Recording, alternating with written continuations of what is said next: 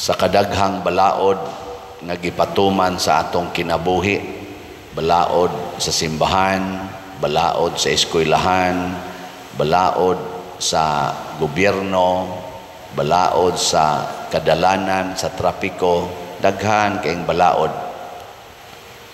Ma-summarize ra gyud siya unta sa duha ka importanteng or labing importanteng balaod.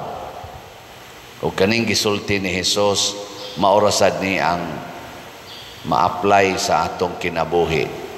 Nga higugmaa ang Dios labaw sa tanan, o higugmaa ang imong isig katao sama sa imong kaugalingon. Lingi imong tupad. Ingnawa ka makig-away sa imong silingan. Nakig-away. Kung ato ni siyang pamalandungan, makig-away gitas atong isig katao, bisag usa lang kabuok atong awayon, murag atong gikontra ang atong kaugalingon. Nya kun ato ganing dagmalan ang atong isig katao, pariharasad og gidagmalan nato ang atong kaugalingon. Mao na siya pinaka direct. Kaya ang atong isig katao, ang katilingban, mauday na ang atong kaugalingon. Mabitan ang doon natay panultihon nga common kay na, kibaw kay tana, pero di lang kay na to tagaag pansin ba sa Tagalog pa. Di na to tagaag pagtagad.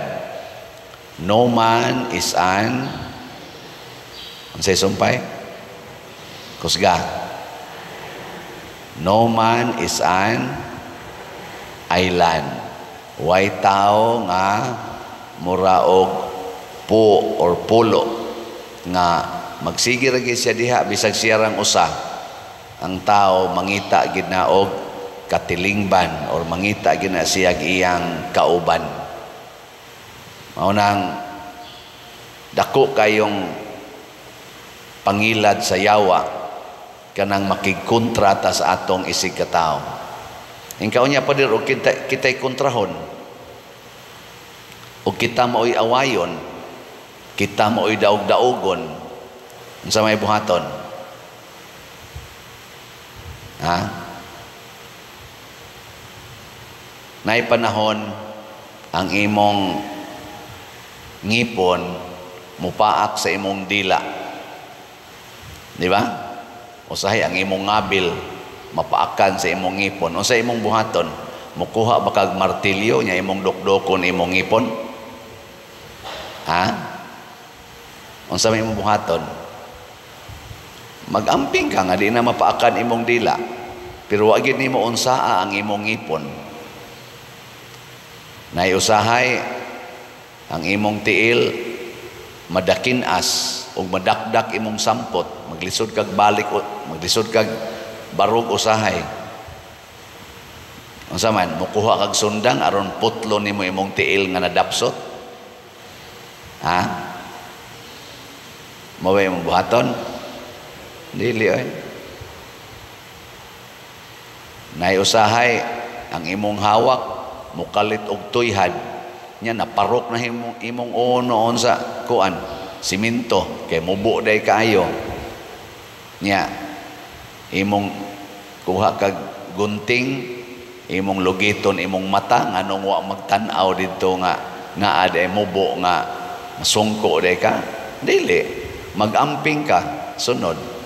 Pasabot di ay kung kita makatilaw og sakit-sakit gikan sa atong isig katao, learn from it. Kana bang pamalandungi? Unya, ibalik ang kinabuhi. Ayaw tuguti nga, kanang maong murag gitawag na to misunderstanding or kanang maong kasakit, muhatod na ninyo ngadto sa pinakabati nga relasyon, kana bang murag patay nga relasyon. Ayaw patya, learn from it. Muna'y una gyud. Nya ikaduha, motuo ta nga ang makapanindot sa atong kinabuhi maura gyud ang Ginoo. Wa gilain. Ang imong pagpakigkontra, ang imong pagpakigaway, ang imong pagsalikway sa imong isigkatao, dili na mo'y makapanindot sa imong kinabuhi. Muna diri sa atong unang pagbasa, gidala si Propeta Ezekiel ngadto atong walog valley o bones, purting daghanang bukog, pulos bukog. Ganahan mo mulakaw-lakaw anang lugar nga puro bukog imong makita. Laina katanaw no. Tiyata pertig yung bukog. Matod pa ni Ezekiel, uga pa gyud kayo nga pagkabukog. Nya gipangutana din sa Ginoo, kaning mga bukog mabuhi pa ni. Ana. Nya ingon dayon si Ezekiel, ikaw ra gyud nahibaw ana Lord. Ni siya sangyawi sa pulong, ingna nga mabanhaw mo. Nilihok na yung mga bukog. May kanaas ko no. Nya, di man ka ginhawa. Siya, sige. Ingna ang hangin, tagai sila ginhawa. Ni ginhawa rasad. Nabalik ang kinabuhi sa mga bukog tungod kay nituman man si Ezekiel sa mga pulong sa sugo sa Ginoo. Na magisugo ang Ginoo sa matag sitwasyon ng litan ron, naningil kag utang, nya wa siya mobayad, unsa may sugo sa Ginoo na aron mahimo na nimong nindot nga experience. Ningon ang Ginoo, kung kamo magpahulam, ayaw na mo paningil og bayad. Ana. Oy, sugo sa Ginoo. Ingka, nya mura man kag nahiubos. Yay, magguba ning relasyon na mo ani. Sa sunod na mong kita, din agyod ko maningil. Nya moingon ikas Ginoo, Lord, nahigugma ko nimo. Nya wa na ko'y kwarta, wa na gani ko ikapalit og pagkaon. Nya di na pagyud ko maningil aning iyang gamayng huwam nako.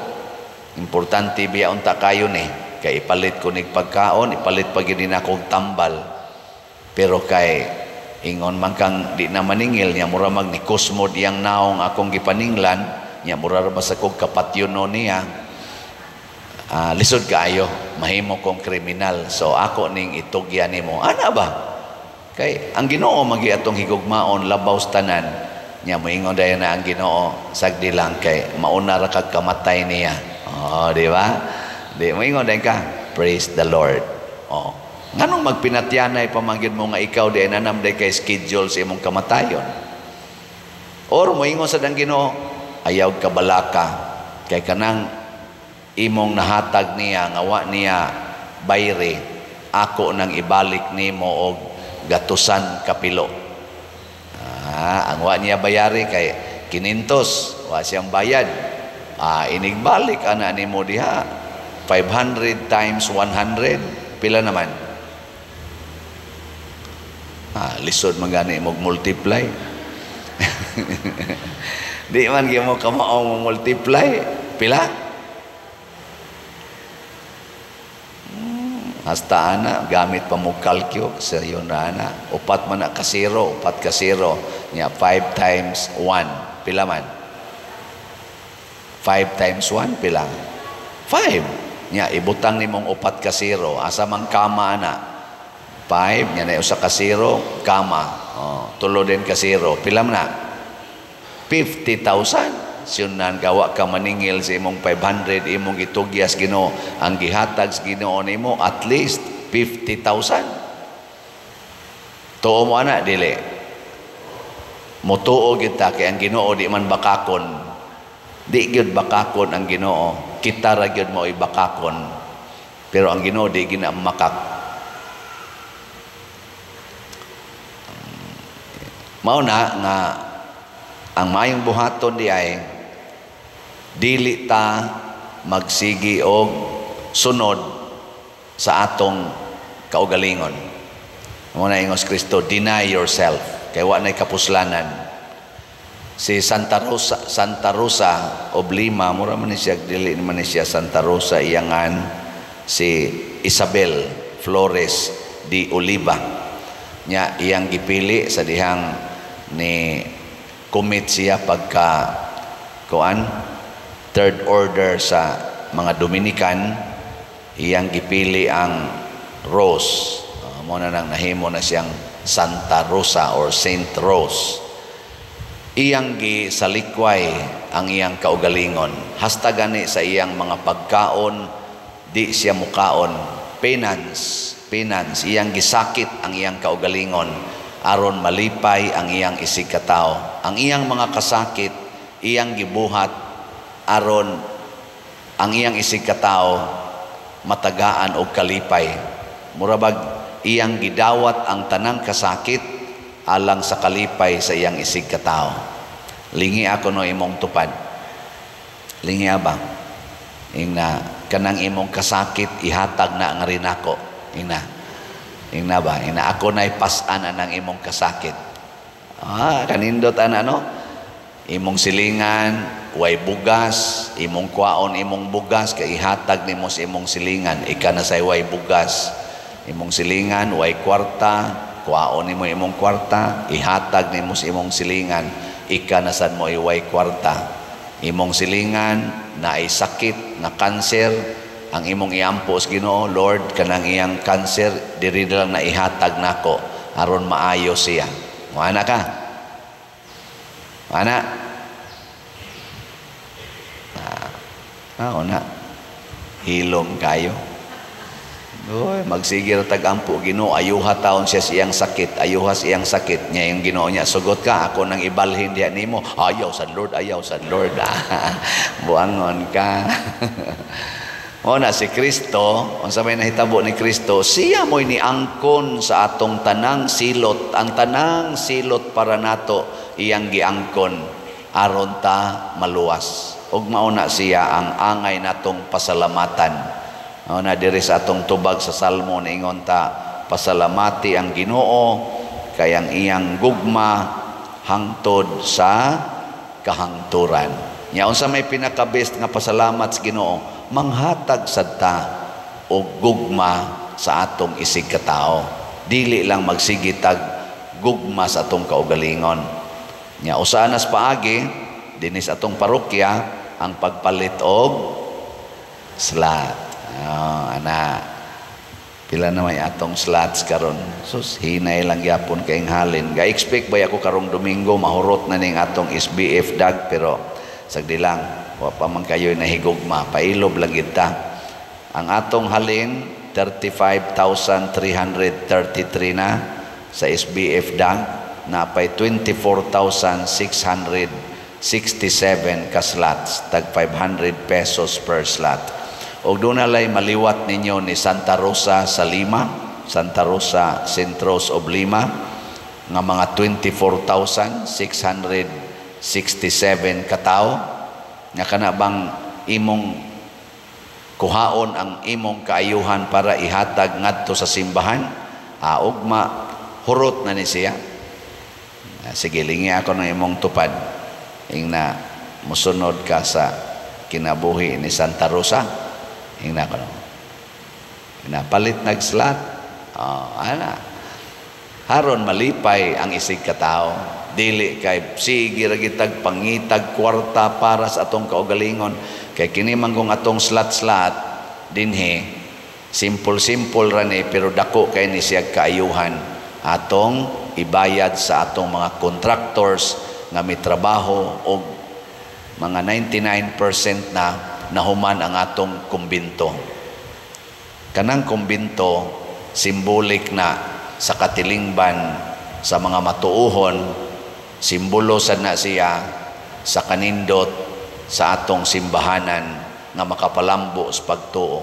Imong ibutang dihang imong kwarta, that is the greatest investment. Na may mga kompanya no nga moingon, diri na i-invest imong kwarta namo kay amo nang patubuon. Pero ini kataod-taoran day nanira ang kompanya, apil pang imong kwarta. No, naana sa kalibutan. Pero the most assuring and the only very truthful nga kasiguruhan kana yung i-invest nimong imong grasya, ang imong kwarta diha sa simbahan. Ngano man kay ang simbahan mao ang lugar diin ang Ginoo atong masinati. Bahala nagbuangon ng ubang mga nagmulo simbahan sa maaning nagwali o kanang naadihang ubang nanimba tupad nimo, mga buangon sa nang uban ana. Pero ang simbahan, ang ato yung gitawag og the Catholic Church is always holy. Og mao ni mohatag nato sa tinuod nga grasya. Diha i-invest imong time, talent, and treasures. Di kita magmahay.